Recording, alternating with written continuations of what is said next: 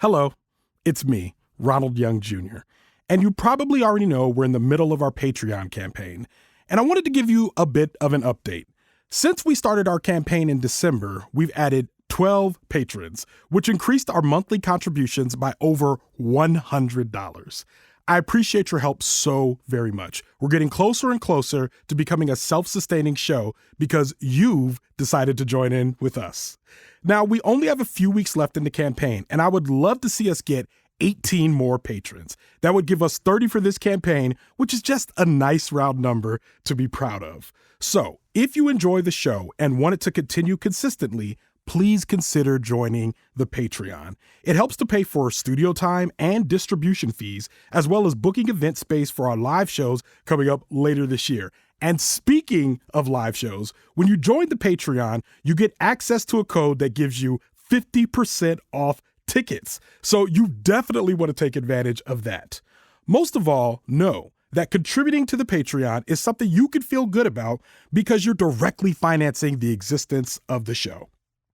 So, if you're ready to help, go to the show notes and click the link or go to patreon.com/leavingthetheater right now. That's patreon.com/leavingthetheater, or again, go to the link in our show notes. Thank you to everyone who's joined already, and we look forward to adding new patrons. All right, let's start the show.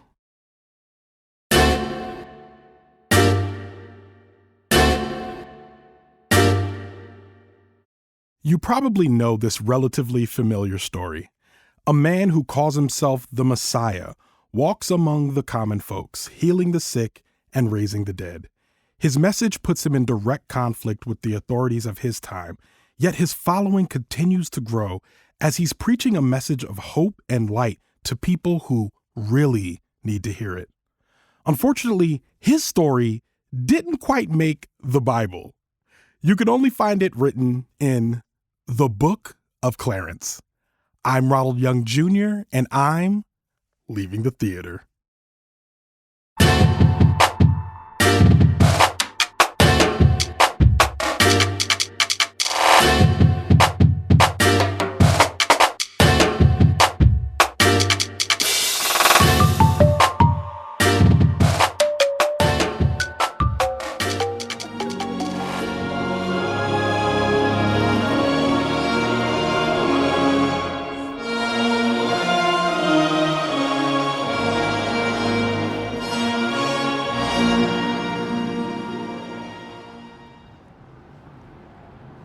All right, this is Ronald, and I am leaving the theater after seeing The Book of Clarence. The Book of Clarence, written and directed by Jeymes Samuel, starring LaKeith Stanfield, Omar Sy, Anna Diop, RJ Cyler, Michael Ward, Alfre Woodard, Teyana Taylor, and Caleb McLaughlin. And as usual, for a complete cast listing, you can go to the link in our show notes. I'm not here alone. I'm here with one of my favorite Leaving the Theater guests. I'm here with Jonquilyn Hill. Hello. Jonquilyn Hill, my fellow preacher's kid. Are you a preacher's kid? Am I a PK? And also my father was a PK and his father was a PK. Yeah. It's what we do. It's what we do. A fellow PK out here in the world, living our lives, watching semi-sacrilegious movies, like borderline blasphemous movies. Yeah, it was interesting. I mean, I mentioned this to you going in. I thought it was going to be similar to that Adult Swim show, Black Jesus, which is like a little off the wall, but like at the end of the day, the messaging is like, the messaging is consistent. And this was kind of that. It had a lot happening in it. There was a lot going on. So just to give everyone a sense of the movie, if you've seen the preview, you've seen LaKeith Stanfield, and he's in some sort of predicament in the preview, and he realizes that he has to raise some money, and he decides to raise some money by either becoming the 13th apostle or by becoming a Messiah in and of itself. It involves some schemes, and that is the premise of the movie. Let's just, right off the bat, just straight off the top, what did you think of the movie? Okay, I was thinking, as I was watching the movie, I was thinking of how I would word this. I would say it is a backdrop to do a bunch of stuff. Like, yes, there's a plot. But it's more like just like an excuse to do some things. Like there were very cool shots, like very cool effects. I know that cast was expensive. The cinematography was beautiful. Like the way it was done, I was like, oh, there's money behind this. But there were times it felt like a little disjointed. That being said, like lots of interesting camera shots, lots of like, oh, okay, like this is an interesting thing to visually look at. I think you nailed it when you said it is an interesting backdrop to do a lot of different things, because I would say that, but I would say it's totally unbalanced. That's how I would say that. Yeah. Like, because I feel like they are doing a lot of things. And as we were walking out of theater, I heard other folks also saying it was kind of all over the place. And I think that was my biggest issue with it, was that it starts being one type of movie, a movie where Clarence is into hijinks and he's in a chariot race, and they're doing this very much Flintstones-esque view of the modern Stone Age kind of, where they're looking at the Roman Empire and just using all these words to just basically compare it to us. Clarence sells weed, and they have a different name for it. Clarence's love interest works at a beauty shop, but it's like a different looking type of beauty shop. It's just all of these things about them being oppressed by the cops who are Romans. You know what I mean? Which is all cool, but like when you get to the main plot, if they would have stayed there maybe and not got so much into the actual story of Jesus, I think they would have been safer. And not because I think they did anything sacrilegious in that part, but just because it was not a good story, I think.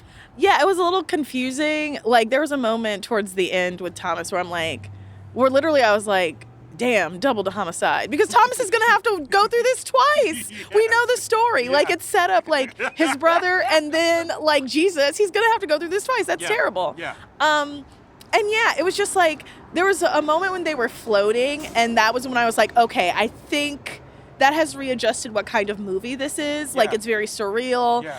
And I wish they would have done something to establish that earlier on, because I wasn't sure what amount of, I'm not going to sit there and be like, this is a believable story, but the amount of believability, like, should I be going in here with like, you know, random acts of flyness, but I'm a Virgo expectations? Yes. Or should I go in here with like Black Jesus expectations? Like or even Atlanta expectations. And it was a little all over the place. I was trying to figure out the vibe. Initially, when the movie started, I was thinking like, oh, this is Friday set in biblical times. I thought the same thing. I said, this is Friday. Yes. Yeah. And I love, like, I kid you not. Yeah. Friday, one of my favorite movies. Friday is my father's favorite movie, and I only recently realized that. It's amazing. My father is a pastor. I used to watch Friday with my parents every summer. Like, we would just sit down and be like, ooh, Friday's on, and, like, the quotes, all the things. Like, that was our jam. So I was sitting down, and I was like, ooh, a biblical Friday. Like, okay. And then there were times it wasn't, times it was. Yeah, it was all over the place. That's a good way to phrase it. I think one of the things that, like, we and you turn to each other at the very end of this movie. Also, it's always my favorite moment when me and you have the same feeling at the same time. Yeah. It always makes me feel like, yes, we're in there. But like, there's a moment where someone is being crucified, and at a moment out of nowhere, way out of left field, all of a sudden the camera flashes to some Pharisees. And also I should note that everyone in all of the Jews in the movie, all of the Israelites in the movie, everyone that would be under the Roman Empire at this time, they're all black. Everybody in there is black, which I think is an interesting choice, and I liked it. Yeah. But at one point during this crucifixion, all of a sudden it flashes to the Pharisees, who are also black. And I remember looking at them, and I looked at you, I was like, where do you think it's been? Yeah, because it was just like, I ain't got to get into Bible study with y'all, but like, of course, like any society, there are multiple things at play. So like, you have the Roman Empire, and then you also have like this intra-community stuff. And that was some intra-community stuff that just popped up out of nowhere. And I was like, where were they the whole time? And then I was like, I was thinking this, I was like, maybe the point is that they weren't there the whole time, but if that's the case, like, at least mention them. Yeah. Like, because I could totally see it as like, oh, those are the bourgeoisie, like, those are like the uppity Negroes, like, whatever, but it wasn't established at all. And the costumes looked really cool. Yeah. The only reason why me and you knew who they were was because I think of our church background and our like watching epic movies background. That's the only reason why. Yeah, like if I were going in with like no religious background at all, I would have been like, who they? Yeah. And I thought that. I guess it almost made me wonder if they had a bigger part in the movie that was cut. Yeah. And I mean, at some point, I imagine the studio would be like, you have too many bad guys. Like at some point, you know, there's this wonderful Benedict Cumberbatch joke that is in there that kind of like plays itself out towards the end. And then I don't understand what it was there for. I don't understand why he was there or the... Okay, that was the confusing part too, because I'm like, they don't look alike. But like, because I'm like, does no one know what this person looks like? Yeah. There's no one. But then we do, because I was thinking we were never going to get a face reveal. And maybe, I think the way I would have done it, I would have done the face reveal at the very, very end. Yeah. But we got a face reveal like maybe even midway through the movie that I was not expecting. Yeah. That being said, there were some cool shots, like a really cool play on the Last Supper. Yeah. I liked that. Yeah, the cinematography was great, and the gorgeous. music was great, and I expect that from Jeymes Samuel because his background is in music. You know what I mean? So like I expected those things, and the artsiness of the movie that was there, but it was just it like in terms of story, it falls flat. It's like one of the times you don't know Nicole Hill, but she's a frequent guest on the show. I could imagine she'd be like going mad looking at some of the story things that they chose here because like other than that there's like a good movie to look at here, but the other thing is like the harbinger of death for a movie. Something that always gives me clarity is if I see a movie released in January that looks like this, then I know it's going to be missing something, and this is missing something because otherwise it'd be out in December. Yeah, that's the thing about the January movie thing. Because it's like, oh, these are the movies that were supposed to be Oscar bait, but didn't quite make it. Yeah, like, they didn't take all the studio notes. Yeah, it's like, okay, this was supposed to be like, it was supposed to be a counterpart to American Fiction. Yeah. It was supposed to be like all of these things, and like beautiful film. I really can't wait to see what he does next, like some of the shots and just the editing. Yeah. The editing was very cool, like the use of the camera, like, oh my gosh, like I'm just like, okay, I want to see more, but like also like, let's get some more iterations of that script going. Let's get some more. And there were a lot of bad guys. There were a lot of bad guys. Yeah, like it was like you said, the cast being that expensive and you having that many like antagonists, just it doesn't seem like the move. And I think most of all for me, towards the end of the movie, there's this wrestling with faith and belief. I mean, or faith and knowledge, belief versus knowledge, I should say. And I don't think that they landed the plane well on that because at some point there is a miracle, a bona fide miracle that happens in this movie, and it is completely unexplained. The person that probably made it happen wasn't even seen in the scene, and there's no connection between these two individuals throughout the entire movie except for one time at the end when a person is doing something to another person. You know what I mean? And like I noticed that there were a lot of talk. A lot of the characters surrounding one of the characters were in conversation with one of the characters. And part of me was like, I know why this person isn't around, because y'all are not acting the way you're supposed to be. Like, y'all are being terrible to these people. Yeah. And like, he would him you up if he heard you talking to this man like this. Yes. Like, why are you talking to him crazy? Yeah. Like, he would have been like, what are you doing? Yeah. Like, wait, you did what? Yeah. Like, it was just, that was a little bit of like, I don't know. It was people being very high and mighty. Yeah. But like the people you would not expect to be high and mighty, which like, I don't know. Some of the actions I saw from the 12 disciples were actions I would have expected from the Pharisees. And I think that's the problem. If you had the Pharisees available to be in the movie, then why not just put them in the movie? You know what I mean? Yeah. But if you're going to have the disciples doing their job, then at that point, it's like, well, then why do we even need to know that the Pharisees are available? Because you already have some built-in naysayers that are going to like disparage whatever the thing is that's happening anyway.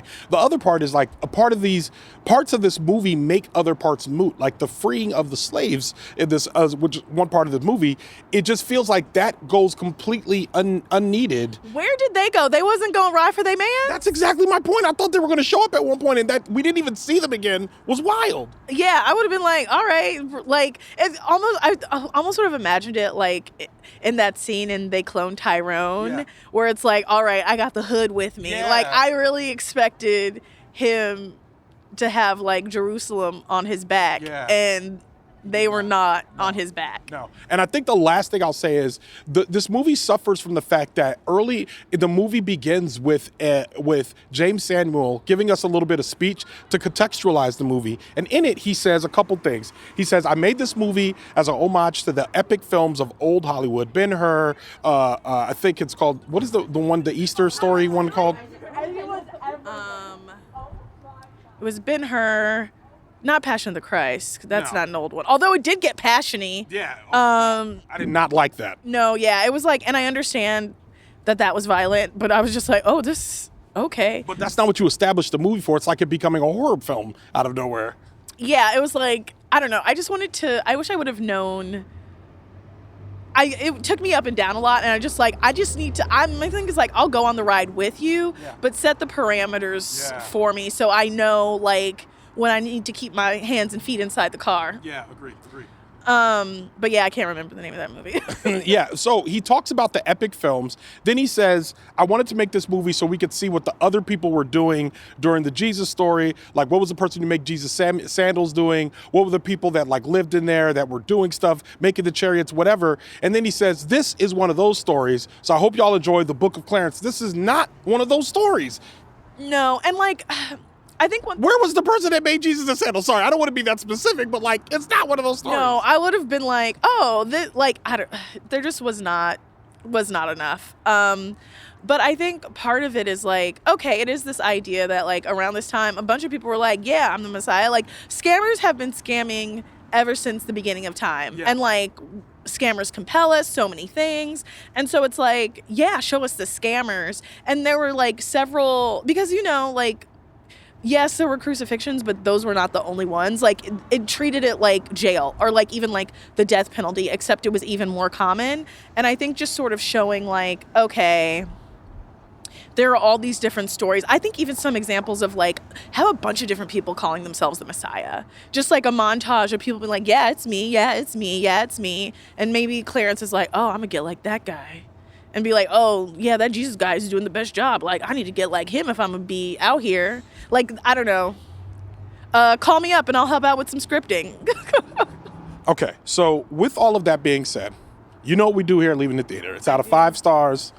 What do you give it out of 5 stars? I'm going to give it 2.5. It looked gorgeous. Like, if you are streaming, and you just want to see something cool, if you're in the mood for, like, something just a little bit like, I don't know, quirky, off the rails, interesting to look at, give it a look. But like, I don't think you need to like rush out and see it. Like, it's not going to be like, oh, you didn't see this. What are we going to talk about? You know? I agree. I think at one point I was like, there was a time when it was a 4, then it dropped down to a 3. Then I was like, probably one of my 2.99s. Then I kept watching and I was like, I'm sorry, this is a 2.5 movie. And unfortunately, it's just, it's all over the place.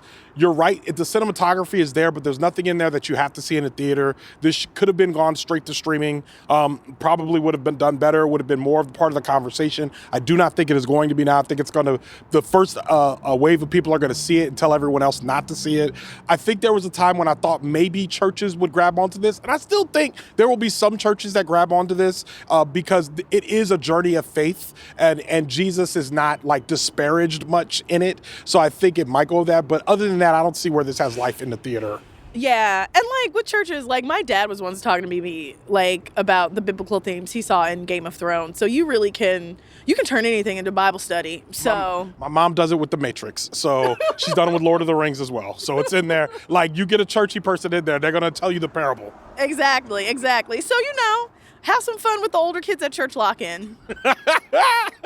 You keep talking about lock-in. Listen, there was nothing like a church lock-in. There was nothing like it. All that pizza. Mm-hmm. All that $5 Domino's pizza. You can't not beat it. You can't. And with that, Leaving the Theater is a production of Oh It's Big Ron Studios. Alexandra Ketch of Bias Studios mixes the show. Thank you, Alex. Show art from Heather Wilder. Theme music by the mysterious Breakmaster Cylinder. For more information about the Book of Clarence or Jonquilyn Hill, check out our show notes. You can follow me on Twitter, Instagram, TikTok, or Threads at Oh It's Big Ron. That's at OHITSBIGRON. You can find out more about this show and other Oh It's Big Ron Studios shows by following us on Instagram at Oh It's Big Ron Studios and on Twitter at Oh It's Big Ron Stew. That's STEW. Leaving the Theater will be back soon. Thanks for listening. And thanks for being on the show. Thanks for having me.